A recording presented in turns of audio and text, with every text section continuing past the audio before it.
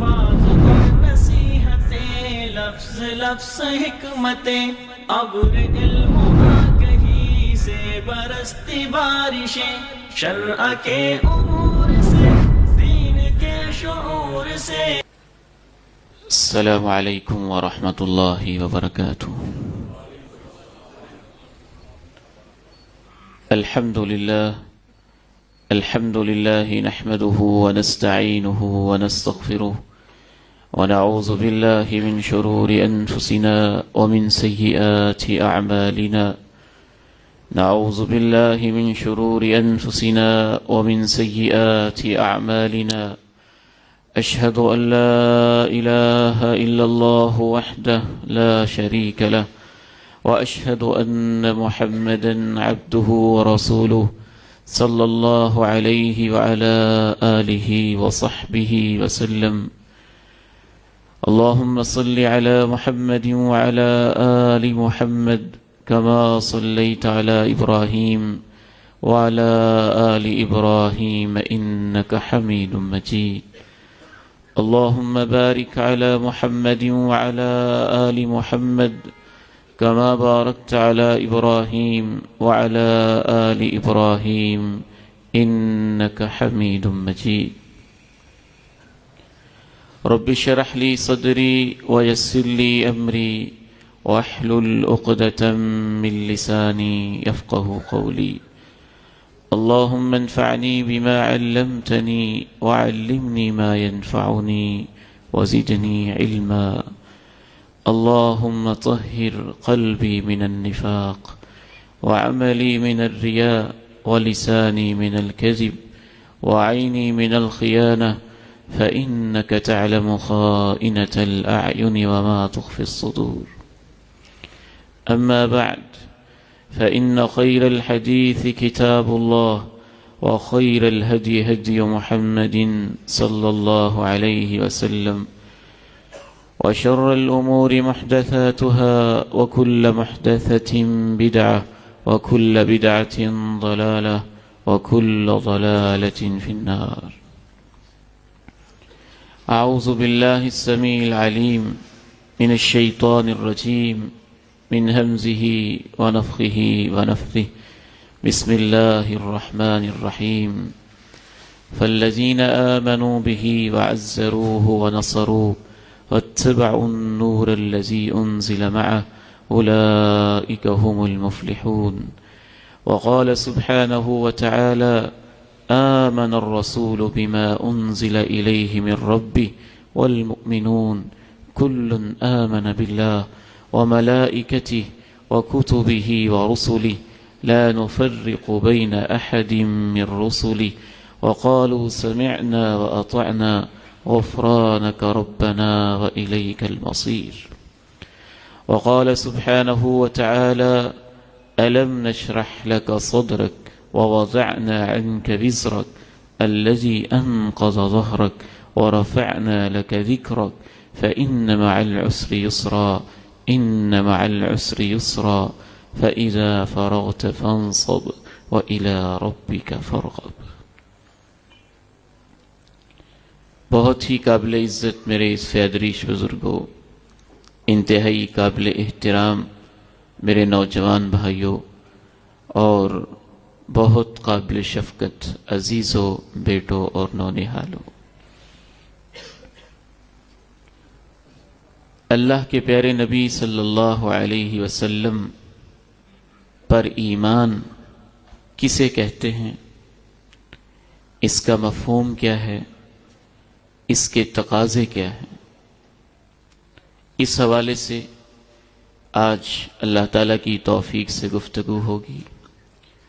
رب کریم سے دعا ہے کہ مجھے اور آپ کو ایمان صادق نصیب فرمائے اور یقین کامل کی نعمت سے مالا مال فرمائے۔ رسول اللہ صلی اللہ علیہ وسلم پر ایمان کا سب سے پہلا مطلب یہ ہے کہ آپ یہ مانیں کہ انسانوں کو رب تعالیٰ کی طرف سے رہنمائی کی ضرورت ہے۔ آپ یہ مانیں کہ ہر دور میں ضرورت ہے، اور آپ یہ تسلیم کریں کہ اللہ رب العزت نے انسانوں کی رہنمائی کا انتظام بھی کیا ہے۔ صرف انسانوں کی رہنمائی کا انتظام ہی نہیں، رب کریم نے کائنات کی جس چیز کو بھی پیدا کیا اس کے لیے اللہ رب العزت نے 4 انتظامات کیے۔ قرآن مجید کی روشنی میں سبح اسم ربک الاعلی الذی خلق فسوى والذی قدر فہدى والذی اخرج المرعى فجعله غثاء احوى سنقرئک فلا تنسى الا ما شاء اللہ انہ یعلم الجہر وما یخفى۔ رب کریم نے کہا اس اللہ کی پاکی اور عظمت اور اس کی بلندی اور رفعت بیان کیجئے جو سب سے اونچا ہے، سب سے اعلیٰ ہے، سب سے بلند ہے۔ پہلا آسمان، پھر دوسرا، پھر تیسرا، چوتھا، پانچواں، چھٹا، ساتواں، اور اس سے اوپر رب کریم کی کرسی، وسع کرسیہ السماوات والارض ولا یؤودہ حفظہما وہو العلی العظیم۔ اور اللہ کے پیارے نبی ارشاد فرماتے ہیں ما السماوات السبع والارضون عند الکرسی الا کحلقۃ ملقاۃ بارض فلات او کما قال علیہ الصلاۃ والسلام۔ اے انسانوں، تمہاری ساری زمینیں، تمہارے سارے آسمان، تمہارے سارے سیارے، تمہارے سارے ستارے، تمہاری ساری گلیکسیز، تمہارے سارے کلسٹرز، تمہاری ساری کہکشائیں، تمہاری پوری دنیا اکٹھی کر لی جائے تو رب کریم کی کرسی کے سامنے اتنی چھوٹی ہے جیسے ایک صحرا میں چھوٹا سا چھلا پڑا ہوا، اور اس سے اوپر رب کریم کا عرش ہے۔ الرحمن علی العرش استوى، وہ اس کے اوپر مستوی ہے اپنی شان کے مطابق، اپنے جلال کے مطابق، اپنی جبروت کے مطابق، اپنی قدرت کے مطابق، اپنی طاقتوں کے مطابق۔ فرشتے عرش کو اٹھائے ہوئے کہتے ہیں سبحانک ما اعظم شانک، اے اللہ تو جہاں بھی ہے تو بڑا ہی پاک ہے اور تیری شان بڑی بلند و بالا ہے۔ اور اللہ کے عرش کے سامنے اللہ کی کرسی اتنی چھوٹی ہے، اللہ کے پیارے نبی علیہ الصلاۃ والسلام ارشاد فرماتے ہیں جس طرح کرسی کے سامنے پوری کائنات چھوٹی ہے۔ اور سب سے بلند و بالا جو رب ہے اس کی پاکی بیان کریں۔ پاکی بیان کرنے کے الفاظ قرآن مجید میں جہاں بھی آتے ہیں آگے کوئی بڑا گہرا مفہوم ہوتا ہے۔ اسراء و معراج کا واقعہ ہوا تو کہا سبحان الذی اسرا بعبدہ لیلا من المسجد الحرام الی المسجد الاقصی الذی بارکنا حولہ۔ وہ رب کریم پاک ہے شرک سے، وہ پاک ہے دیگر معبودوں سے، وہ پاک ہے کمیوں کوتاہیوں سے، وہ پاک ہے کمزوریوں سے، وہ پاک ہے بے مقصد کام کرنے سے، اور وہ پاک ہے اس بات سے کسی چیز کو پیدا تو کر دے اور اس کی رہنمائی کا انتظام نہ کرے اور اس کو یوں ہی بھٹکتا ہوا چھوڑ دے۔ سبح اسم ربک الاعلی الذی خلق فسوى، 4 کام اللہ نے سورۃ الاعلی میں بیان کیے۔ اس رب کریم کی عظمت بیان کرو۔ الذی خلق، جس نے پیدا کیا، یہ نہیں بتایا کس چیز کو پیدا کیا۔ عربی زبان کا یہ ضابطہ ہے جب آگے آبجیکٹ یا مفعول محذوف ہوتا ہے اس کا تذکرہ نہیں ہوتا تو اس میں عموم پیدا کرنا، اس کو جنرلائز کرنا مقصود ہوتا ہے کہ اس نے زمین کی تہوں سے لے کے عرش معلیٰ کی بلندیوں تک ہر چیز کو پیدا کیا۔ پیدا کیا، یہ پہلا کام ہے۔ فسوّا، پیدا کرنے کے بعد اس کو بے ہنگم نہیں چھوڑا، بے ترتیب نہیں چھوڑا، غیر منظم نہیں چھوڑا۔ فسوّا، اس کی نوک پلک کو سنوارا۔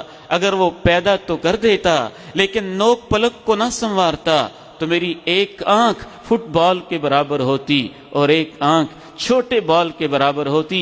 اگر وہ پیدا تو کرتا، نوک پلک کو نہ سنوارتا، میری ایک ٹانگ چھوٹی ہوتی، ایک ٹانگ بڑی ہوتی۔ اگر وہ پیدا تو کرتا، نوک پلک کو نہ سنوارتا تو یہ بیوٹیفیکیشن، یہ حسن اور یہ جمال، یہ رعنائیاں اور یہ خوبصورتیاں، یہ رونقیں اور ساری کی ساری رحمتیں جو زمین پہ نظر آتی ہیں، اس میں یہ خوبصورتی نہ ہوتی۔ اس نے پیدا کیا تو محبتوں کے ساتھ تتلی کو پیدا کیا، پھر اس کے پروں کو سجایا، پھر اس کو رنگ لگایا، اس نے انگور کو پیدا کیا، پھر اس کے ذائقے بھرے، اس نے انار کو پیدا کیا، پھر اس کی تہیں بنائیں، اس میں دانے جوڑے، اس نے ہر چیز کو پیدا کیا، اس نے زمین کو پیدا کیا، پھر اس میں خزانے رکھے، اس کو بیلنسڈ بنایا، اس نے آسمان کو پیدا کیا، چھت کو تان کے ہمارے سروں پہ کھڑا کیا اور اس کی نوک پلک کو سنوارا۔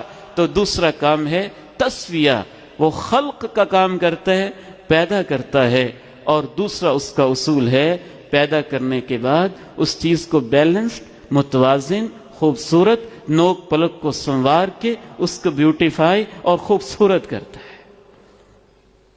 تیسرا کام والذی قدر، وہ پیدا کرنے کے بعد پھر ضابطے بناتا ہے، قانون بناتا ہے، رولز بناتا ہے، قاعدے بناتا ہے، ان قاعدوں کے اوپر ہر چیز کو کھڑا کرتا ہے، ہر چیز کے قاعدے، پانی کا ضابطہ، ریت کے ذرے کا ضابطہ، سمندر کے پانیوں کا ضابطہ، آسمان کی چھت کا ضابطہ، کل شیء عندہ بمقدار، سورج کے طلوع اور آفتاب کے ضابطے۔ اگر اس نے ضابطے اور قانون نہ بنائے ہوتے تو پھر کیا ہوتا؟ ایک دن زمین کے اندر سے پانی نکلتا، اگلے دن کچھ اور نکلتا، ایک دن کھجور کی گٹلی سے کھجور کا درخت نمودار ہوتا اور اگلے دن اس کو بوتے تو کھجور کی گٹھلی سے کھجور کے درخت کی بجائے کوئی زہریلا پودا، کوئی تما، کوئی ہنزل، کوئی زہریلی چیز، کوئی جھاڑی اگاتی۔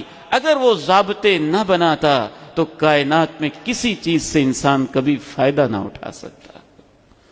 خلق كل شيء فقدره تقديرا، ہر چیز کو بنایا، بنانے کے بعد اس کا ضابطہ بنایا، اس کے قاعدے بنائے، اس کے اصول بنائے، اس کے رولز بنائے، اس کی ریگولیشنز بنائیں، اس کی اندر ایک دوام باقاعدگی رکھی، ایک حسن، ایک نظام، ایک سسٹم رکھا، ایک باقاعدہ منظم طریقے سے اس کو بنایا۔ اور چوتھا کام رب کریم کہتے ہیں جس چیز کو میں نے پیدا کیا ہر چیز کو میں نے ہدایت بھی دی، ہدایت کا انتظام کر دیا۔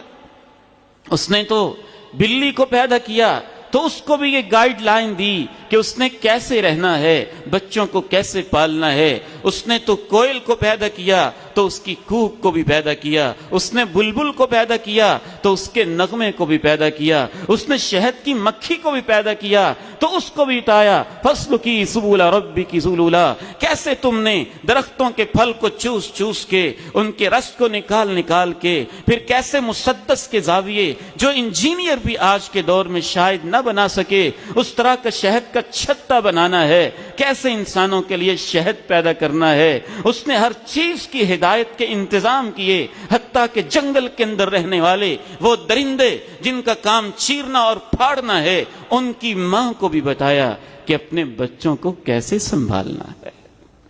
سبح اسم ربک الاعلی الذی خلق، وہ پاک ہے، اس نے پیدا کیا، فسوى، نوک پلک کو سنوارا، والذی قدر، پھر اس کی تقدیر، اس کے ضابطے، اس کے اصول، قوانین بنائے، فہدى، پھر اس کی رہنمائی کے انتظام کیے۔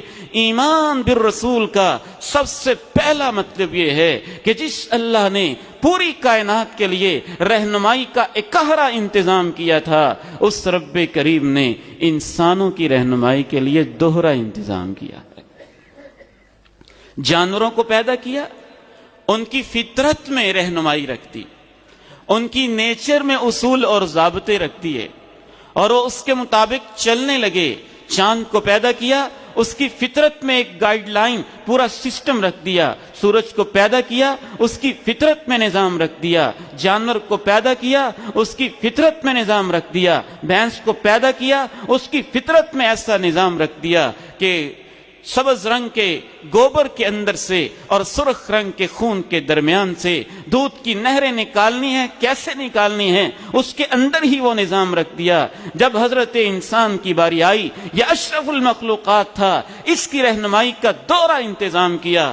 ایک تو اس کی فطرت میں رکھا، والشمس وضحاها والقمر اذا تلاها والنهار اذا جلاها والليل اذا يغشاها والسماء وما بناها والارض وما طحاها ونفس وما سواها فالهمها فجورها وتقواها انا جعلناه سميعا بصيرا انا هديناه السبيل اما شاكرا واما كفورا. اس کے اندر ایسا ضمیر رکھ دیا جو اس کو بتاتا تھا یہ نیکی ہے یہ برائی ہے، نیکی کرو برائی نہ کرو. کہیں اس کو لوامہ بنا دیا، کہیں اس کو مطمئنہ بنا دیا، اور اس کے ضمیر نے اس کو بتا دیا یہ اچھائی یہ برائی. یہ پہلا انتظام تھا.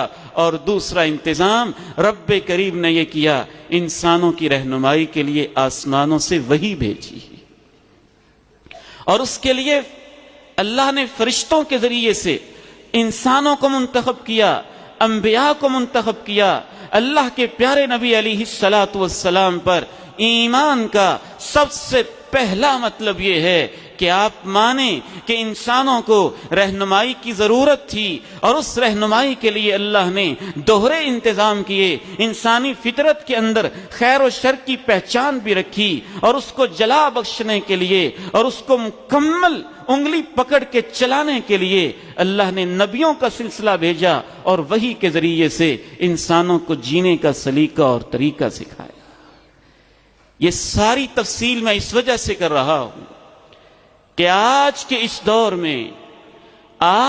دور میں اللہ کے رسول پر ایمان کا سب سے پہلا مطلب کہ انسان مانے کہ مجھے پیغمبر کی رہنمائی کی ضرورت ہے. معاف کیجئے گا، جہاں تک میں نے تجزیہ کیا ہے شاید کہ ہمارے معاشرے کا شاید 60-70% طبقہ اس مفہوم سے واقف نہیں ہے.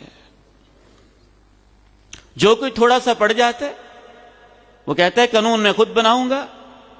جو تھوڑا سا آگے بڑھ جاتا ہے وہ یہ سمجھتا ہے کہ مجھے پیغمبر کی رہنمائی کی ضرورت ہی نہیں، پیغمبر کی گائیڈ لائن کی ضرورت ہی نہیں. کچھ مانگے دہل کہہ دیتے ہیں، کچھ خفیہ کہہ دیتے ہیں، کچھ اپنے عمل سے ثابت کرتے ہیں، کچھ اپنی کتابوں سے ثابت کرتے ہیں، کچھ اپنے فیصلوں سے ثابت کرتے ہیں، کچھ اپنی مہموں سے ثابت کرتے ہیں، کچھ طرح طرح کے ایوانوں میں بیٹھ کے ثابت کرتے ہیں، کچھ عدالتوں میں بیٹھ کے ثابت کرتے ہیں، کچھ پروفیسرز کی کرسیوں پہ بیٹھ کے ثابت کرتے ہیں، کچھ بڑی یونیورسٹیوں میں پڑھ کے ثابت کرتے ہیں، اور وہ عملی طور پہ یہ سمجھتے ہوتے ہیں کہ اللہ کے رسول پر ایمان پتہ نہیں ایک سادہ سی بات ہے، بس کلمہ پڑھ دیا، ان سے رہنمائی لیں یا نہ لیں آج اس کی کیا ضرورت ہے؟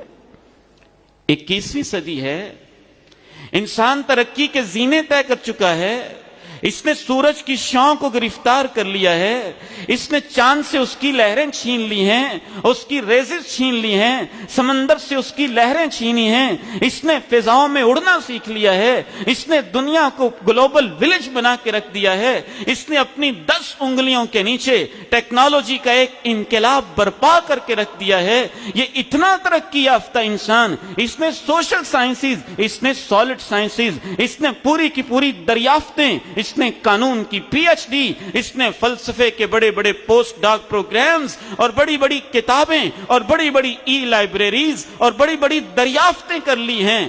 بہت سارے کلمہ پڑھنے والے آج بیچارے یہ لوگ اس بات سے بھی واقف نہیں ہے کہ ہمیں ایمان کا مطلب ہے کہ پیغمبر کی رہنمائی کی ضرورت ہے.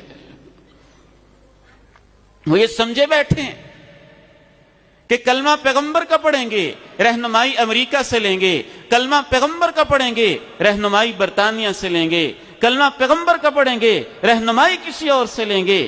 ہاں، آپ کے جو مینجمنٹ کے معاملات ہیں، اللہ رب العزت نے یہ دین اتنا خوبصورت بنایا ہے، جن چیزوں کی تم باتیں کرتے ہو پیغمبر تو یہ بتانے کے لیے آتا ہی نہیں کہ تم یہ کہو آج رہنمائی کی ضرورت نہیں. پیغمبر یہ بتانے کے لیے نہیں آتا ہوائی جہاز کیسے بنانے ہیں، پیغمبر یہ بتانے کے لیے نہیں آتا کشتیاں کیسے بنانی ہیں، پیغمبر یہ بتانے کے لیے نہیں آتا ریل ٹرین کیسے بنانی ہے، پیغمبر یہ بتانے کے لیے نہیں آتا بیماریوں کا علاج کیسے کرنا ہے، پیغمبر یہ بتانے کے لیے نہیں آتا زراعت کیسے کرنی ہے، پیغمبر یہ بتانے کے لیے نہیں آتا بلڈنگیں کیسے بنانی ہیں، نقشے کیسے بنانے ہیں. انسان نے ترقی کی ہے تو ان چیزوں میں کی ہے جن کو بتانے کے لیے پیغمبر نہیں آتا.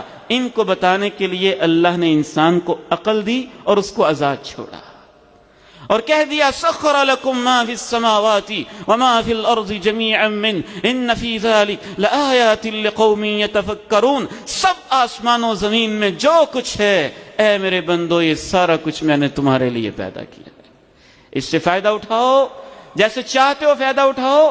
پیغمبر کیا بتانے کے لیے آتا ہے؟ پیغمبر بتانے کے لیے آتا ہے کہ اس کائنات پہ انسانی رویے کیسے ہونے چاہیے. پیغمبر بتانے کے لیے آتا ہے معیشت کے اصول کیا ہونے چاہیے, حلال حرام کے ضابطے کیا ہونے چاہیے. پیغمبر بتانے کے لیے آتا ہے عبادت کیسے ہونی چاہیے. پیغمبر بتانے کے لیے آتا ہے سیاست کے اصول کیا ہونے چاہیے. پیغمبر بتانے کے لیے آتا ہے جھگڑے اور تنازعات کا حل اور فیصلے کے اصول اور بنیادی ضابطے کیا ہونے چاہیے. ان تمام معاملات میں قیامت تک کے لیے جب تک آپ یہ نہیں مانیں گے ہمیں پیغمبر کی رہنمائی کی ضرورت ہے. آپ کا ایمان پورا ہونا تو بعد کی بات ہے, وہ شروع ہی نہیں ہوتا. اور آج آپ دیکھ لیں کتنے ہی لوگ ایمان کی اس شک اور نعمت سے محروم ہیں اور ان کے ذہنوں کے اندر یہ سارا سیکولرزم کا فتنہ, یہ لبرلزم کا فتنہ, یہ کمیونزم کا فتنہ, یہ سوشلزم کا فتنہ, یہ دین و دنیا کی جدائی کا فتنہ, یہ مسجد اور باقی دنیا کے معاملات کی علیحدگی کا فتنہ, اس کے پیچھے بنیادی وجہ یہ ہے کہ ہم نے ایمان کو ہی نہیں سمجھا اور ہم یہ سمجھے بیٹھے ہیں پیغمبر بس اللہ اللہ کرنے کا طریقہ بتاتا ہے. مسجد سے باہر پیغمبری کا کام کیا ہے؟ عملاً آج مسلمان یہ سمجھے بیٹھے ہیں. اور یاد رکھیے گا میں ایک مثال دیا کرتا ہوں کہ پیغمبر کی رہنمائی اور عام ترقی میں فرق کیا ہوتا ہے. آپ نے ترقی تو کر لی, آسمان کی بلندیوں کو چھو لیا, چاند سورج کو مسخر کرنے کے انداز آپ نے دریافت تو کر لیے, لیکن پیغمبر کی رہنمائی کی اس قدر آج بھی ضرورت ہے. اگر پیغمبر کی رہنمائی کو انسانی تاریخ سے نکال دیا جائے, میں پورے ایمان کے ساتھ کہتا ہوں دنیا کے سارے سائنسدان اکٹھے ہو جائیں, دنیا کے سارے فلسفی مل جائیں, دنیا کے سارے مفکر آ جائیں, دنیا کے سارے محقق آ جائیں, امریکہ اور یورپ کے بھی آ جائیں, مسلمان کافر عیسائی یہودی بھی آ جائیں, مل جوڑ کے سر جوڑ کے بیٹھ جائیں اور قیامت تک کے لیے مل بیٹھ کے ایک فیصلہ کرنا چاہیں, صرف ایک رہنمائی کہ انسانوں تم نے آسمان کی بلندیوں کو چھو لیا, زمین کے پرتوں کو کھول کے دریافت کر لیا, صرف یہ بتا دیں سارے مل کے کہ زندگی گزارتے ہوئے ماں کس کو کہنا ہے, بہن کس کو کہنا ہے, بیٹی کس کو کہنا ہے. تم کہتے ہو کہ وہ بہت کچھ بتا سکتے ہیں, میں کہتا ہوں وہ ہمیں ہمارے رشتے بھی نہیں بتا سکتے, رشتے بھی نہیں بتا سکتے. اگر آج میں ماں کو ماں سمجھتا ہوں تو یہ پیغمبر کے احسان ہے, اگر میں بہن کو بہن سمجھتا ہوں تو یہ پیغمبر کا احسان ہے, اگر میں بیٹی کو بیٹی سمجھتا ہوں تو یہ پیغمبر کا احسان ہے, میں باپ کو باپ سمجھتا ہوں تو یہ پیغمبر کا احسان ہے. جاؤ آج امریکہ کی اس دنیا کا چکر لگا کے دیکھو, یورپ کی دنیا کا وزٹ کر کے دیکھو. گزشتہ دنوں ایک نوجوان بیٹا مسلمان ہوتا ہے, کراچی میں شفٹ ہو جاتا ہے اور اس سے انٹرویو لینے کے لیے بلکہ وہ خود کاؤنسلنگ کے لیے میرے ایک استاد محترم کے پاس حاضر ہوتا ہے. وہ میرے استاد محترم اس سے پوچھتے ہیں بیٹے آپ امریکہ میں سیٹل تھے, وہاں کی ترقی یافتہ دنیا, وہاں کی تہذیب کی چکا چوند اور وہاں کی دنیا کی ساری ایک ایڈوانس دنیا وہ چھوڑ کے تم کراچی میں شفٹ ہو گئے. یہاں کا ڈسٹ کا مسئلہ, یہاں لوڈ شیڈنگ کا مسئلہ, یہاں ٹوٹی سڑکوں کا مسئلہ, یہاں ٹریفک جام کا مسئلہ, یہاں فلاں پرابلم, یہاں فلاں پرابلم. کیا تم یہاں آ کے پرابلم فیل نہیں کرتے ہو؟ اس امریکی نوجوان کو جب ایمان کی نعمت ملتی ہے بڑا خوبصورت جواب دیتا ہے, کہتا ہے تم سمجھتے ہی نہیں پرابلم کسے کہتے ہیں, تم کیا جانو پرابلم کسے کہتے ہیں. تم سمجھتے ہو لوڈ شیڈنگ پرابلم ہے, تم سمجھتے ہو ٹریفک کا جام ہونا پرابلم ہے, یہ ہے پرابلم لیکن چھوٹی سی ہے. چند مہینوں میں اس کا حل ہو سکتا ہے. اچھی مینجمنٹ ہو, اچھا انتظام ہو, چند مہینوں کا کام ہے. اچھا بیٹے آپ کس کو پرابلم کہتے ہیں؟ وہ پڑھا لکھا نوجوان جو کنورٹڈ مسلم ہے, امریکہ سے آیا ہوا ہے, جواب دیتا ہے میرے بیٹو, میرے بھائیوں, میرے بزرگوں, آج سمجھ کے جانا ایمان کسے کہتے ہیں. جواب دیتا ہے مسٹر یامین, جو پرابلم میں محسوس کر رہا ہوں, میری پرابلم کا تو دنیا کے پاس حل ہی کوئی نہیں ہے. کہا کیا پرابلم ہے تمہاری؟ کہتا ہے میری پرابلم یہ ہے, میں 21 سال کا گبرو جوان ہو چکا ہوں. میری جوانی کی دہلیز پہ قدم رکھ کے اب میں اپنے سفر کو آگے گزار رہا ہوں. جب میں پاکستانی معاشرے کے اندر آیا, یہاں میں نے ماں اور بیٹے کا, باپ اور بیٹے کا, خاندانی نظام کا, فیملی سسٹم کا مضبوط اور مستحکم ایک پورے کے پورے نظام کو دیکھا ہے. آج مجھے یاد آتا ہے میری پرابلم کیا ہے. میں تڑپ جاتا ہوں, رات مجھے نیند نہیں آتی, کروٹیں بدلتا رہتا ہوں, میری رات نہیں گزرتی. 21 سال کی جوانیاں گزارنے کے باوجود میری پرابلم یہ ہے, میں نہیں جانتا کہ میں نے باپ کس کو کہنا ہے. میرا باپ کون ہے میں نہیں جانتا, میں نہیں جانتا. کیونکہ معاشرہ ترقی یافتہ ہے نا, اس نے اپنے مسئلے خود حل کرنے ہیں جو آپ سمجھتے ہیں, جو آج آپ سمجھتے ہیں. یہ انسان ظلومن ہے, یہ انسان جہولہ ہے, یہ انسان پست فطرت واقع ہوا ہے. پیغمبروں کی وحی نہ ہو, آپ کہتے ہیں یہ بڑے مسئلے حل ہو جائیں گے. میں کہتا ہوں خاندان کے نظام کا مسئلہ بھی ساری دنیا کے ترقی یافتہ لوگ مل کے آج تک پیغمبروں کی رہنمائی کے بغیر حل نہیں کر سکے. اور اس نے کہا صرف یہ میری پرابلم نہیں, امریکہ کے ہر تیسرے بچے کی یہ پرابلم ہے کہ وہ آنکھیں تو کھولتا ہے, باپ کی محبتوں کو ترس جاتا ہے, لیکن وہ صحیح معنی میں نہیں جانتا ہوتا کہ میں نے باپ کس کو کہنا ہے.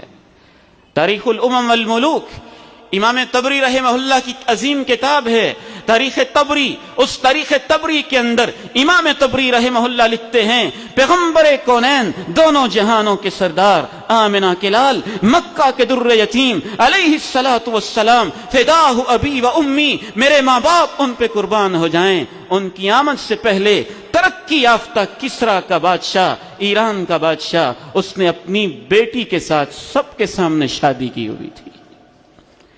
بہرام چوبی نے اپنی بہن کے ساتھ نکاح رچا رکھا تھا. اور تو اور آپ یہ 20ویں صدی کے فلسفیوں کو پڑھ لیں, 19ویں صدی کے فلسفیوں کو پڑھ لیں, 21ویں صدی کے فلسفیوں کو پڑھ لیں, یہ بیچارے اتنے دماغ سے فارغ قسم کے لوگ ہیں. اس ترقی یافتہ دنیا کے اندر بھی روشن خیالی کے نام پہ یہ کہتے ہیں عورت کیا ہوتا ہے, عورت کے ساتھ ہر مرد کو آزادانہ تعلق قائم کرنے کی اجازت ہے, بلکہ اس سے آگے بڑھتے ہوئے مردوں کو مردوں کے ساتھ, عورتوں کو عورتوں کے ساتھ تعلق قائم کرنے کی اجازت ہے.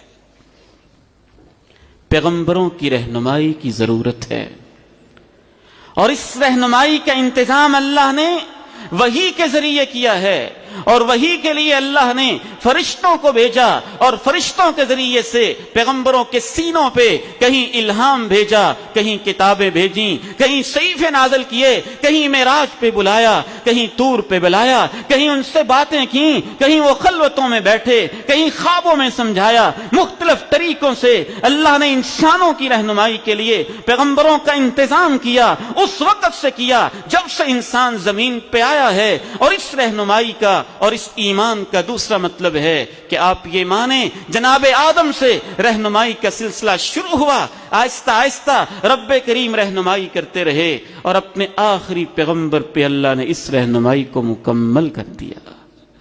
اليوم اکملت لکم دینکم واتممت علیکم نعمتی ورضیت لکم الاسلام دینا.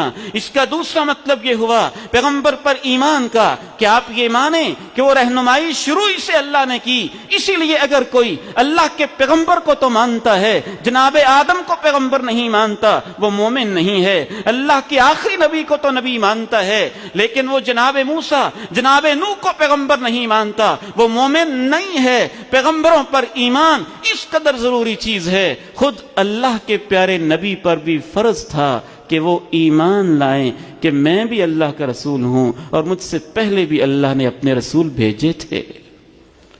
آمن الرسول بما انزل الیہ من ربہ والمؤمنون کل آمن باللہ وملائكتي وكتبي ورسلي لا نفرق بين أحد من رسلي وقالوا سمعنا وأطعنا غفرانك ربنا وإليك المصير۔ کاش کوئی ورک شاپ ہوتی، ہم 2-3 دن کے لیے بیٹھے ہوتے، پھر میں آپ کو سمجھاتا کہ پیغمبروں کی رہنمائی کی آج بھی انسان کو کس قدر ضرورت ہے۔ آپ نکاح کے مسئلے کو لے لیں، طلاق کے مسئلے کو لے لیں، جنازے کے مسئلے کو لے لیں، حقوق الزوجین کے مسئلے کو لے لیں، والدین کے حقوق کے مسئلے کو لے لیں، خاندانی نظام کو لے لیں، حلال و حرام کے مسئلے کو لے لیں، یہ سب کا سب بتایا ہے تو پیغمبروں کا بتایا ہوا ہے۔ دنیا کے انسان آج بھی بالخصوص آمنہ کے لال علیہ السلام کی رہنمائی کے سخت محتاج ہے، اور ان کی رہنمائی کے بغیر یہ اندھے ہیں، یہ نبینے ہیں، یہ ٹامک ٹوئیاں ماریں گے، یہ ایک دوسرے پہ ظلم و ستم کریں گے، اور مختلف ناموں کے ساتھ یہ ایسے ایسے کام کریں گے جن کو نہ عقل سلیم تسلیم کرتی ہوگی، نہ ایمان اس کی اجازت دیتا ہوگا۔ پیغمبروں پر ایمان کا تیسرا مطلب یہ ہے کہ بالخصوص اللہ کے پیارے نبی علیہ السلام پیغمبر بھی ہیں اور سارے پیغمبروں سے افضل و اعلیٰ و برتر بھی ہیں، سب سے اعلیٰ ہیں، سب سے برتر ہیں۔ ان کی پیغمبری کا تو یہ عالم ہے۔ مسند احمد کی حدیث بتاتی ہے کہ ایک باغ میں چلے جاتے ہیں، صحابی آ کے عرض کرتا ہے میرا اونٹ ہے، باغی ہو چکا ہے، سرکش ہو چکا ہے، قریب پھٹکنے نہیں دیتا، کاٹنے کو دوڑتا ہے، باولا اور پاگل کتے کی طرح بالکل ایسے ہو چکا ہے، آپ تشریف لے آئیے۔ آپ چلے چلتے ہیں اور جب اس کی طرف روانہ ہوتے ہیں، صحابی کہتا ہے انا نخاف صولتہ علیک، ہم ڈرتے ہیں آپ پر اٹیک نہ کر دے۔ آپ فرماتے ہیں یہ دنیا کے ہر انسان پہ اٹیک کر سکتا ہے، میں اللہ کا پیغمبر ہوں، مجھے کچھ نہیں کہے گا۔ جب قریب جاتے ہیں، مسند احمد کی حدیث کہتی ہے وہ کتے کی طرح کاٹنے والا اونٹ اللہ کے پیغمبر کے قدموں میں سجدے میں گر پڑتا ہے۔ اور آپ علیہ السلام، ایک روایت میں صحابہ آپ سے پوچھتے ہیں کہ ہم آپ کو سجدہ نہ کریں؟ یہ اونٹ ہو کے آپ کے پاؤں میں گرتا ہے، ہم انسان ہو کے آپ کے پاؤں میں نہ گریں۔ یہاں پہ پھر بات آتی ہے کہ پیغمبر پر ایمان کا اور کیا مطلب ہوتا ہے کہ ان میں غلو نہ کیا جائے۔ صحابہ کرام سے اللہ کے پیارے نبی نے ارشاد فرمایا اے میرے صحابہ، میری شریعت میں کسی کے لیے جائز نہیں کسی انسان کو سجدہ کرے۔ لو كنت آمرا ان يسجد لأحد لأمرت المرأة ان تسجد لزوجها، اگر میں نے کسی کو حکم دینا ہوتا کسی کو سجدہ کرے تو میں بیوی سے کہتا کہ اپنے خاوند کو سجدہ کرے۔ منع فرما دیتے ہیں۔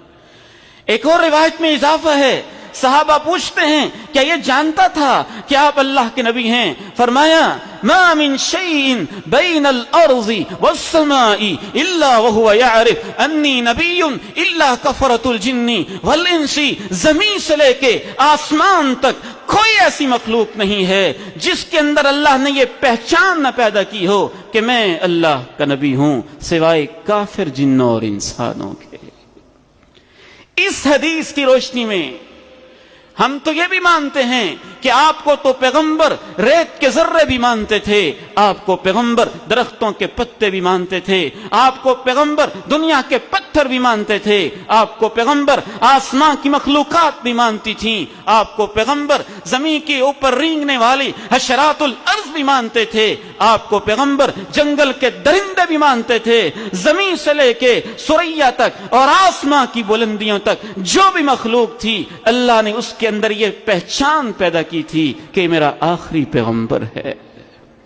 صحیح مسلم کی حدیث آتی ہے، آپ فرماتے ہیں انی لعارف الحجر الذي كان يسلم علي قبل ان ابعث انی لعارفه الان، میں اس پتھر کو آج بھی جانتا ہوں جو مجھے نبوت ملنے سے پہلے بھی سلام پیش کیا کرتا تھا۔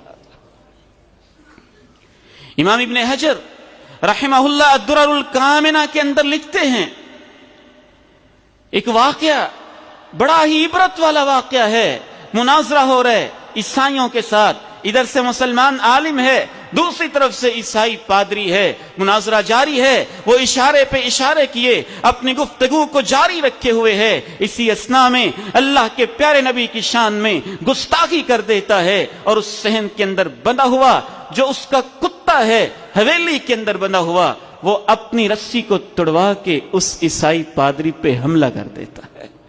امام ابن حجر رحمہ اللہ لکھتے ہیں وہ بڑا چلاک عیسائی تھا، کہتا ہے یہ نہ سمجھنا تمہارے پیغمبر کی محبت میں آ کے اس نے یہ کام کیا ہے، ایسی کوئی بات نہیں ہے، میں اصل میں کچھ کتے اعلیٰ نسل کے ہوتے ہیں، انگلیوں سے اشارے کر رہا تھا، اس نے سمجھا مجھے اشارے کر رہا ہے، اور یہ غیرت اور غصے میں آ کے اس نے میرے اوپر اٹیک کیا ہے۔ ڈیبیٹ دوبارہ شروع ہو جاتی ہے، مناظرہ جاری ہوتا ہے، دوبارہ گستاخی کرتا ہے۔ امام ابن حجر بہت بڑے محدث ہیں، بہت بڑے مورخ ہیں، اور اپنے دور کا ایک متواتر واقعہ لکھ رہے ہیں۔ میں مانتا ہوں کچھ لوگوں کی عقل میں یہ بات بھی نہیں سمائے گی، آگے آتے ہیں عقل کا اسلام میں کیا مقام ہوتا ہے، اور ایمان اور عقل کا آپس میں تعلق کیا ہوتا ہے، یہ بھی اہم ترین سمجھنے کا نقطہ ہے۔ اللہ کے یہ عظیم اللہ کے نبی کے غلام امام ابن حجر رحمہ اللہ لکھتے ہیں جب وہ دوبارہ گستاخی کرتا ہے تو کتا دوبارہ اس کے اوپر اٹیک کر دیتا ہے، اور تب تک نہیں چھوڑتا جب تک وہ عیسائی پادری مر نہیں جاتا ہے۔ امام ابن حجر رحمہ اللہ لکھتے ہیں 40,000 لوگ اس وقت تقریباً اس واقعے کو دیکھ کر مسلمان ہو جاتے ہیں۔ ما من شيء بين الارض والسماء الا وهو يعرف انی نبی، زمین و آسمان کے درمیان جتنی بھی مخلوقات ہیں سب جانتی ہیں کہ میں اللہ کا نبی ہوں، الا کفرۃ الجن والانس، کافر جنوں اور کافر انسانوں کے علاوہ رب جب چاہتا ہے جس مخلوق میں چاہتا ہے وہ شعور پیدا کر دیتا ہے۔ جو رب کریم کھجور کی گٹھلی میں بہت سارا ڈیٹا رکھ سکتا ہے، جو رب کریم انگور کی بیل میں پھلنے پھولنے کے انداز اور فطری رہنمائی رکھ سکتا ہے، جو رب کریم جانوروں کے اندر بچوں کو پالنے کی ان کو ہدایت دے سکتا ہے، ہمارا ایمان ہے کہ اس رب کریم نے آپ کے دور کی ہر مخلوق کو بھی بتا دیا تھا کہ دیکھنا یہ میرا آخری پیغمبر ہے۔ سب سے اعلیٰ اور افضل ماننا، اور آپ پر ایمان کا چوتھا مطلب یہ ہے کہ آپ یہ مانیں کہ وہ سب سے اعلیٰ اور افضل پیغمبر جو تھے ان کی ہر ہر بات، ان کی ہر ہر ادا، ان کی ہر ہر صبح، ان کی ہر ہر شام، ان کی ہر ہر دوپہر، ان کی ہر ہر رات، ان کی خلوتیں، ان کی جلوتیں، ان کی باتیں، ان کے فرامین، ان کے ارشادات، ان کی سینس، ان کے اقوال، ان کی زندگی کی ہر چیز اگر ہو رہی تھی تو براہ راست سب کچھ اللہ کی نگرانی میں وحی کے ذریعے ہو رہا تھا۔ لہذا وہ سب سے پرفیکٹ تھا، سب سے مکمل تھا، سب سے اکمل تھا، سب سے اعلیٰ تھا، سب سے افضل تھا، سب سے برتر تھا، تمام تہذیبوں سے، تمام تمدنوں سے، تمام ثقافتوں سے، تمام کلچروں سے، تمام دریافتوں سے، تمام انسانوں سے، انسانوں کی تمام عقلوں سے سب سے اکمل و کامل مکمل اگر کسی کا فرمایا ہوا مستند تھا تو اللہ کے پیغمبر کا تھا۔ والنجم اذا هوى ما ضل صاحبكم وما غوى وما ينطق عن الهوى ان هو الا وحي يوحى علمه شديد القوى ذو مرة فاستوى وهو بالافق الاعلى ثم دنا فتدلى فكان قاب قوسين او ادنى فاوحى الى عبده ما اوحى ما كذب الفؤاد ما راى افتمارونه على ما يرى ولقد رآه نزلة اخرى عند سدرة المنتهى عندها جنة المأوى۔ سورہ نجم کا مطالعہ کیجئے، رب کریم نے قسمیں اٹھا اٹھا کے کہا میرا پیغمبر ادھر ادھر نہ بھٹک سکتا ہے، نہ اپنی خواہش سے کچھ کہہ سکتا ہے، وہ تو جو کچھ بھی کہتا ہے میری وحی سے کہتا ہے۔ اب پانچواں مطلب بھی سمجھ لیجئے۔ پھر پانچواں مطلب کیا ہوا کہ پیغمبر جو کچھ کہتا ہے رب کی وحی کی روشنی میں کہتا ہے، انسان جو کچھ کرتے ہیں اپنی عقل کے مطابق کرتے ہیں، اپنی سوچ کے مطابق کرتے ہیں، ذرا اپنے سینوں میں موجود دلوں پہ دستک دے کے آج اس بندہ فقیر کے ایک سوال پہ غور کرنا۔ اگر کوئی وکیل بیٹھا ہے، اگر کوئی جج بیٹھا ہے، کوئی سائنٹسٹ بیٹھا ہے، کوئی انجینئر بیٹھا ہے، کوئی فلسفر بیٹھا ہے، کوئی مفکر بیٹھا ہے، اگر وہ بندہ مومن ہے تو اسے ماننا پڑے گا دنیا کی سارے انسانوں کو غلطی لگ سکتی ہے، غلطی نہیں لگ سکتی تو اللہ کے پیغمبر کو نہیں لگ سکتی ہے، کیونکہ وہ وحی کے ذریعے سب کچھ کہہ رہے ہیں۔ اگر پیغمبر کی غلطی مانے تو اس مینس کہ اللہ غلطی کر رہا ہے۔ اللہ کا علم جس طرح سے مکمل ہے، اللہ نے وہ علم وحی کے ذریعے، فرشتے کے ذریعے اپنے پیغمبر کو سکھایا ہے، تو یقیناً پھر اس کا چھٹا مطلب یہ ہوا کہ اگر کہیں ایسی بات آ جائے جو ہماری عقل میں نہ آتی ہو، جو سائنس کو سمجھنا آتی ہو، جو موجودہ دور کی عدالتوں کو سمجھنا آتی ہو، جو موجودہ دور کے حکمرانوں کو سمجھنا آتی ہو، جو موجودہ دور کے پروفیسرز کو سمجھنا آتی ہو، جو موجودہ دور کے ڈاکٹرز کو سمجھنا آتی ہو، موجودہ دنیا کی 7.5 ارب کی انسانی آبادی کو سمجھنا آتی ہو، ایمان کا مطلب یہ ہے لاہور پورا شہر ایک طرف ہو جائے، اللہ کا پیغمبر کہے عبید الرحمن یہ بات ایسے ہے، میں کہوں گا لاہور سارا غلط ہو سکتا ہے۔ اے آمنہ کے لال آقا آپ سچے اور برحق ہیں۔ یہ ایمان کا تقاضا ہے، ایمان کے اندر بنیادی چیز شامل ہے۔ آج کیا ہو گیا میرے نوجوان بیٹوں، آپ کو، میرے بھائیوں آپ کو کیا ہو گیا؟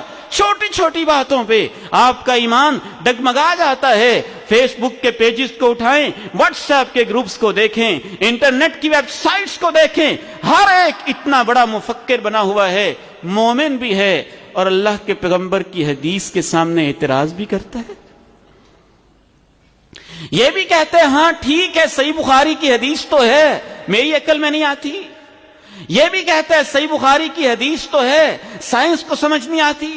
یہ بھی کہتا ہے صحیح بخاری کی حدیث تو ہے، میرے مسلک میں نہیں ہے۔ یہ بھی کہتا ہے صحیح بخاری کی حدیث تو ہے، میرے مرشد کو سمجھ نہیں آتی۔ یہ بھی کہتا ہے صحیح بخاری کی حدیث تو ہے، میرا امام ایسے نہیں کہتا۔ یہ بھی کہتا ہے صحیح بخاری کی حدیث تو ہے، میرا پروفیسر اس کو نہیں مانتا۔ پھر آپ ایمان لائے اپنے اپنے پروفیسروں، اپنے اپنے مرشدوں، اپنی اپنی سائنسوں، اپنی اپنی ٹیکنالوجی، اپنے اپنے ڈاکٹروں پہ۔ ایمان اسے کہتے ہیں دنیا کے سارے مرشد، دنیا کے سارے سائنسدان، دنیا کی ساری ٹیکنالوجی، دنیا کے سارے انسان ایک بات کہیں بس ثابت ہو جائے اللہ کے پیغمبر کچھ اور کہہ رہے ہیں، ہم کہیں گے آقا یہ سارے جھوٹے ہو سکتے ہیں، آپ کے پاس وہی آتی ہے، سچ تو آپ ہی کہتے ہیں۔ چھوٹی چھوٹی باتوں پہ آج ہمارے ایمان، معاف کیجیے گا کہیں تو لگتا ہے شاید ان کے جنازے ہی نکل چکے ہیں۔ چھوٹی چھوٹی باتوں پہ اعتراض کرنا، ایک ایک حدیث پہ اعتراض کرنا، یہ مشغلہ بن چکا۔ لوگوں نے اس کو مذاق سمجھ لیا، عام باتوں کی طرح سمجھ لیا۔ پیغمبر کی بات کو صرف یہی نہیں کہ اس پہ ایمان لانا ہے، اس کا احترام بھی کرنا ہے، اس کی تعظیم بھی کرنی ہے، اس کو سب سے بڑا بھی سمجھنا ہے۔ پیغمبر کی بات کے سامنے بولنا، میں اور آپ کس باغ کی مولی ہیں، ہمارے پاس تو نیکیاں ہی کوئی نہیں۔ جناب صدیق بھی بولتے ہیں تو اللہ کہتے دیکھنا کہیں تمہاری زندگی کے سارے عمل ضائع نہ ہو جائیں۔ یا ایھا الذین آمنوا لا تقدموا بین یدی اللہ ورسولہ واتقوا اللہ ان اللہ سمیع علیم۔ کہیں کہا لا ترفعوا اصواتکم فوق صوت النبی ولا تجہروا له بالقول کجہر بعضکم لبعض ان تحبط اعمالکم وانتم لا تشعرون۔ کہیں ایسا نہ ہو پیغمبر کی آواز سے تمہاری آواز اونچی ہو جائے تو لاشعوری میں کہیں تمہاری زندگی کے سارے اعمال ضائع نہ ہو جائے۔ عمل میں کوتاہی ہو سکتی ہے، عمل میں کمزوری ہو سکتی ہے، لیکن آج تو دنیا کا انسان بالکل ہی بے ایمان ہو چکا ہے۔ وہ یہ مانے تو صحیح نا کہ پیغمبر کی بات سچی ہے، یہ میری کمزوری ہے، پیغمبر کی بات سچی ہے، یہ میری کوتاہی ہے، لیکن آج کے کچھ انسان پیغمبر کی بات کو ماننے کی بجائے اس پہ اعتراض کرتے ہیں کہ نہیں سائنٹیفکلی یہ بات ثابت نہیں ہوتی، اس کے پیچھے ریزن نہیں ہے، اس کی کوئی جسٹیفیکیشن نہیں بنتی، اس کی کوئی لاجک نہیں بنتی، اس کی کوئی منطق نہیں بنتی، فلسفہ اس کی تائید نہیں کرتا، فلاں اس کی تائید نہیں کرتا۔ پیغمبر کی بات پہ ایمان لانے کے لیے آپ اپنی لاجک سے پوچھیں گے، پیغمبر کی بات پر ایمان لانے کے لیے فیصلہ آپ کی عقل کرے گی، تو پھر ایمان کی ضرورت ہی کیا ہے؟ آپ اپنی عقل سے سارے فیصلے خود ہی کر لیں، پھر ایمان کی ضرورت ہی کیا ہے؟ ایمان اسے کہتے ہیں، عقل میں بات نہیں آتی۔ یاد رکھیے، میں یہ نہیں کہنا چاہتا کہ شریعت کی باتیں عقل کے خلاف ہیں، لیکن میں یہ ضرور کہنا چاہتا ہوں ہر شریعت کی بات، پیغمبر کی ہر بات کے پیچھے لاجک بھی ہوتی ہے، ریزن بھی ہوتی ہے، سائنٹیفک فیکٹس بھی ہوتے ہیں، جسٹیفیکیشن بھی ہوتی ہے، سائنٹیفک ریزننگ بھی ہوتی ہے، سب کچھ موجود ہوتا ہے، اس کی لمبی چوڑی فلسفی بھی ہوتی ہے، اس کا بہت بڑا بیک گراؤنڈ بھی ہوتا ہے، پوری دنیا اس کی تائید میں پیش کی جا سکتی ہے، لیکن میں یہ ضرور کہنا چاہتا ہوں ضروری نہیں ہے کہ وہ میری اور آپ کی سمجھ میں بھی آ جائے، ضروری نہیں ہے کہ وہ آج ہی سمجھ آ جائے۔ ایمان کسے کہتے ہیں؟ جناب صدیق تشریف فرما ہیں، عرب کے لوگ دوڑے دوڑے آتے ہیں، کہتے ابو بکر سنا ہے تمہارا یار کیا کہتا ہے، تمہارا دوست تمہارا پیغمبر کیا کہتا ہے؟ جی کیا کہتا ہے؟ وہ تو عقل کے خلاف باتیں کرنے لگ گیا ہے، ہم تو کہتے تھے نا مجنوں ہے دیوانہ ہے، اور آج تو اس نے ثابت کر دیا، آج تو اس نے ثابت ہی کر دیا۔ کیا کہتا ہے؟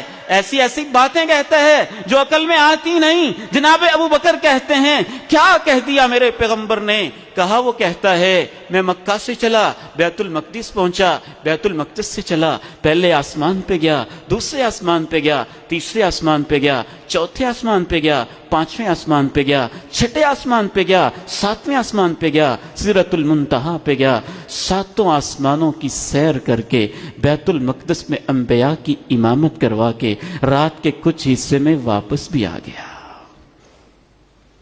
ایمانداری سے بتائیں 1440 سال، 38 سال، 45 سال پہلے کی عقل کیا اس بات کو مان سکتی تھی؟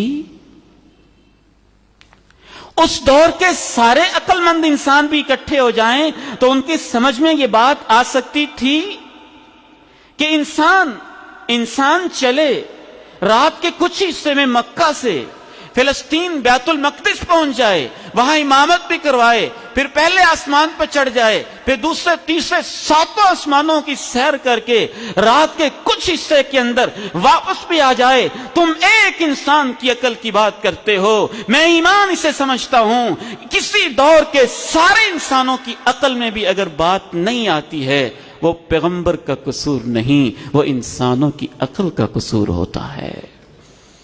اور اس کا یہ مطلب بھی نہیں ہوتا کہ وہ بات خلاف عقل ہے، اس کا یہ مطلب ہوتا ہے وہ بات ماورائے عقل ہے اور الٹرا ریشنل ہے۔ اس کو سمجھنے کے لیے جتنی عقل چاہیے اتنی انسانوں کے پاس ابھی آئی نہیں، جتنی لاجک چاہیے اتنی ابھی ان کو ملی نہیں، جتنی سائنٹیفک ریسرچ چاہیے ابھی ان کو اتنی نصیب نہیں ہوئی۔ مثال کے طور پہ یوں سمجھیے، میں اگر 2-4 سال کے بچے کو ایک بات سمجھاؤں بڑوں والی اور وہ اس کی سمجھ میں نہ آئے اور بچہ کہے ابو جی تمہاری بات خلاف عقل ہے، کہوں گا بچے تم چھوٹے ہو ابھی سمجھ نہیں آئی۔ دنیا کے سارے سائنسدان اللہ کے پیغمبر کے سامنے نرسری کے بچوں سے بھی نیچے ہیں۔ ہر چیز کی سائنٹیفک ریزن تو ہے، لیکن یہ ممکن ہے انسانوں کو سمجھ نہ آئے۔ ایمان کسے کہتے ہیں؟ جناب ابو بکر رضی اللہ تعالی عنہ نے بس تصدیق کی۔ آپ یہ کنفرم کر لیں کوئی مولوی ملا اس بہانے سے تمہیں بھٹکاتا نہ رہے، من گھڑت روایتیں بیان نہ کرے، اپنی طرف سے بیان نہ کرتا رہے، بس ایک تصدیق، ایک کنفرمیشن کہ واقعتاً اللہ کے پیغمبر نے کہی ہے، سند کیا ہے، کتاب کون سی ہے، حوالہ کیا ہے، بس ایک تحقیق ضروری ہے کہ پیغمبر ہی نے کہی ہے، اپنی طرف سے تو نہیں کسی نے گھڑ دی ہے۔ اگر پیغمبر نے کہی ہے، جناب ابو بکر نے پوچھا کون کہتا ہے؟ انہوں نے کہا تمہارا پیغمبر کہتا ہے۔ کہا اگر وہ کہتا ہے تو سچ کہتا ہے، اگر وہ کہتا ہے تو سچ کہتا ہے۔ میں اس پہ ایمان لایا، میں اس کو مانتا ہوں۔ لوگوں نے کہا ابو بکر اس کو بھی مانتے ہو؟ اس کو بھی مانتے ہو؟ اتنی غیر معقول بات اس دور کے حساب سے اس کو بھی مانتے ہو؟ ان کے الفاظ میں غیر معقول تھی تو معقول تھی تو بہت زیادہ سائنٹیفک جسٹیفیکیشن والی، لیکن اس دور کا انسان نہ سمجھ سکا۔ جناب ابو بکر نے کہا تم اسے کہتے ہو کہ میں اس کو خلاف عقل سمجھ کے انکار کر دوں، وَإِنِّي لَأُصَدِّقُهُ فِي مَا هُوَ أَبْعَدُ مِنْ ذَلِكَ، تم اس سے نہیں مانتے، میں تو اس سے بھی آگے بات مانتا ہوں۔ عرش معلی سے رب پیغام بھیجتا ہے اور منٹ کے کچھ حصوں، سیکنڈ کے کچھ حصوں میں جبریل وہ پیغام لے کر آمنہ کے لال کے سینے پہ نازل بھی ہو جاتا ہے۔ جب میں نے اس کو مان لیا ہے تو مجھے معراج کی بات ماننے میں کیا انکار ہو سکتا ہے؟ ایمان کسے کہتے ہیں؟ آپ کس وادی میں رہتے ہیں؟ آپ کس دنیا میں رہتے ہیں؟ آپ حدیث کو کیا سمجھتے ہیں؟ آپ صحیح بخاری کو کیا سمجھتے ہیں؟ آپ صحیح مسلم کو کیا سمجھتے ہیں؟ آپ پیغمبر کی باتوں کو کیا سمجھتے ہیں؟ عام انسانوں کی باتوں کی طرح، اور اس کو ٹالنے کے لیے بس ایک آسان بہانہ ہے آپ کے پاس۔ میں جانتا ہوں اس بہانے کو بھی مولوی کہتے ہیں، پرانے دور کی باتیں کرتے ہیں۔ وہی کہے گا نا جو حدیث کا ایکسپرٹ ہے، جس نے حدیث پڑھی ہے وہی آپ کو بتائے گا۔ دیکھیے اب ایک اور بات پہ غور کیجئے، اس دور کے حساب سے اس دور کے احمق انسانوں کو یہ بات خلاف عقل لگتی تھی، لیکن 14 صدیوں نے ثابت کر دیا پیغمبر کی بات خلاف عقل نہیں تھی، الٹرا ریشنل ماورائے عقل تھی۔ اس دور میں اتنی تحقیق نہیں ہوئی تھی کہ وہ پیغمبر کی معراج کو سمجھ سکیں، اور اس کو سمجھنے میں 14 صدیاں لگیں۔ اور اس دور کے اندر جب بہت سارے نئے سائنسی حقائق دریافت ہو گئے تو اتنی صدیوں کے بعد انسانوں کو معراج کی سمجھ آنا شروع ہو گئی۔ سبحان الذي اسرا بعبدي ليلا من المسجد الحرام الى المسجد الاقصى الذي باركنا حوله۔ آخری بات عرض کر کے میں اجازت چاہوں گا پیغمبر پر ایمان کا۔ میرے محترم بھائیوں، مفہوم شاید پوری طرح ایک لیکچر میں ہم مکمل نہیں کر سکتے، چند ایک بنیادی باتیں میں نے عرض کی، اور اس میں آج کے خطبہ جمعہ کی آخری بات کہ پیغمبر پہ ایمان لانے کا مطلب یہ ہے کہ پھر آپ اس کے سامنے سر تسلیم خم کر دیں، اپنے آپ کو جھکا دیں، سب کچھ قربان کر دیں، اور اس کی تعظیم بھی کریں، اور اس کی مخالفت کرتے ہوئے ڈریں کہیں میری دنیا اور آخرت تباہ و برباد نہ ہو جائے۔ جناب رسول امین صلی اللہ علیہ وسلم، رسول رحمت صلی اللہ علیہ وسلم نے زندگی کے ایک ایک گوشے کے اندر ہدایت اور رہنمائی کے انبار لگا دیے ہیں۔ ہر بات کو تسلیم کرنا اور اس کی عظمت کو پہچاننا اور اس کے سامنے سر تسلیم خم کر دینا اتنا ضروری ہے۔ فرمایا فلا وربک لا یؤمنون حتی یحکموک فیما شجر بینہم ثم لا یجدوا فی انفسہم حرجا مما قضیت ویسلموا تسلیما۔ اے پیغمبر مجھے تیرے رب ہونے کی قسم ہے، یہ لوگ مومن نہیں ہو سکتے جب تک اپنے ہر اختلاف میں آپ کو فیصل اور جج تسلیم نہیں کر لیتے۔ کون کون سے فیصلے میں یہ تو نہیں بتایا اللہ نے، ہر فیصلے میں، ہر فیصلے میں، ہر بات میں، ہر تنازع میں، ہر جھگڑے میں جب تک ہم پیغمبر کی بات کو حتمی نہیں مانتے اور اس پر ایمان نہیں لاتے، ہمارا ایمان مکمل نہیں ہوتا۔ رب نے تو ایک آیت مبارکہ میں کمال کر دی ہے، انتہا کر دی ہے، اور اس کی وضاحت کرتے ہوئے میں کہوں گا اللہ نے قرآن مجید میں یہاں تک کہہ دیا اے مسلمانوں تمہارے ایمان کا لیول یہ ہونا چاہیے، اگر پیغمبر کہہ دے فرض کیجئے اپنی جانوں کو تباہ کر دو، تمہاری بہتری اس میں ہے کہو آقا آپ نے کہہ دیا تو جانیں بھی حاضر ہے۔ وَلَوْ أَنَّا كَتَبْنَا عَلَيْهِمْ أَنِ اقْتُلُوا أَنفُسَكُمْ أَوْ اخْرُجُوا مِنْ دِيَارِكُمْ، اگر ہم ان پہ یہ فرض کر دیں کہ اپنے آپ کو مارو، اگر ہم ان پہ یہ فرض کر دیں اپنے گھروں سے باہر نکل جاؤ، مَا فَعَلُوا، یہ لوگ یہ کام نہیں کریں گے، اور اگر وہ کام کر لیں جو ان کو پیغمبر کے ذریعے نصیحت کی جا رہی ہے لَكَانَ خَيْرًا لَهُمْ، تو اس کام کرنے میں بھی اللہ ان کے لیے بہتری پیدا فرما دے گا۔ میرے محترم بھائی اور بزرگوں، قیامت کا دن ہے، اللہ کے پیارے نبی تشریف فرما ہیں، میں اور آپ ان کے سامنے کھڑے ہوئے ہیں۔ فَلَنَسْأَلَنَّ الَّذِينَ أُرْسِلَ إِلَيْهِمْ وَلَنَسْأَلَنَّ الْمُرْسَلِينَ، ہم پیغمبروں سے پوچھیں گے دین پہنچایا تھا کہ نہیں، ہم امتیوں سے پوچھیں گے اس کو مانا تھا کہ نہیں۔ اور پھر مجھ سے اور آپ سے سوال ہو رہا ہے، پیغمبر کی باتوں پہ اعتراض، پیغمبر کے دین پہ اعتراض، پیغمبر کی حدیثوں پہ اعتراض، پیغمبر کی ذات پہ اعتراض، پیغمبر کی شخصیت پہ اعتراض۔ میرا پیغمبر جو ساری زندگی تمہارے لیے جیتا رہا، روتا رہا، آنسو بہاتا رہا، خون میں لت پت ہوتا رہا، کبھی احد کے میدان میں، کبھی طائف کی وادیوں میں، مجھ سے اور آپ سے پوچھا جائے گا، اے عبید الرحمن ذرا بتاؤ نا تم نے میرے پیغمبر کے لیے کیا کیا تھا؟ فَلَنَسْأَلَنَّ الَّذِينَ أُرْسِلَ إِلَيْهِمْ وَلَنَسْأَلَنَّ الْمُرْسَلِينَ۔ اللہ سے دعا ہے ہمیں کامل، صادق اور پورا ایمان نصیب فرمائے، آپ کی ایک ایک بات پر ایمان نصیب فرمائے۔ وآخر دعوانا الحمد للہ رب العالمین۔